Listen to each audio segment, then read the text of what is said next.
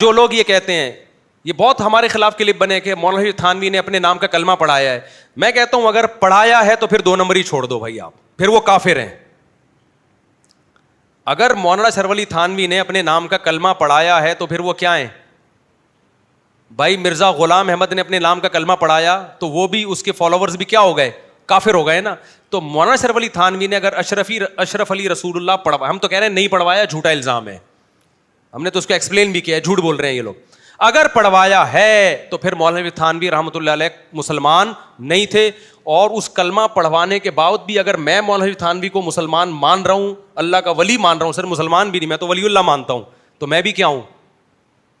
پھر آپ یہ تکلف نہ کرو کہ یہ مسلم ہیں، ان کے پیچھے نماز میں، ہم سب کے پیچھے نماز پڑھتے ہیں. کافر قادیانی کے پیچھے نماز نہیں ہوتی. قادیانی ختم نبوت کا منکر ہے، پھر اشرف علی تھانوی رحمۃ اللہ علیہ کا ختم نبوت کے منکر ہیں، پھر جو علماء ان کو مانتے ہیں وہ بھی ختم نبوت کے منکر ہیں.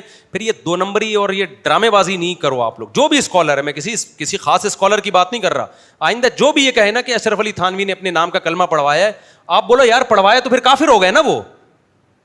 آپ کافر کیوں نہیں بولتے؟ پھر وہ جواب میں کہ ہم کسی کو کافر نہیں بولتے، تو آپ کہ پھر قادیانی کو کیوں بولتے ہو؟ تو وہ جواب میں کہیں کہ اگر ہم اس لیے بولتے ہیں کہ ان کو پاکستانی آئین نے کافر قرار دیا ہے، اس کا مطلب جب تک پاکستانی عدالت نے ان کو کافر قرار نہیں دیا تھا تو پھر قادیانی مسلمان تھے آپ کی نظر میں؟ تو ٹوپی ڈرامے ہیں، باطل کہیں بھی ایک جگہ ٹکتا نہیں ہے، خوب سمجھ لو، کلابازیاں کھاتا ہے وہ. اب ایک کھوبڑی شریف میں بات آ رہی ہے کہ نہیں آ رہی ہے؟ تو علماء دیوبند کے وہی عقائد ہیں جو اہل سنت والجماعت کے ہیں.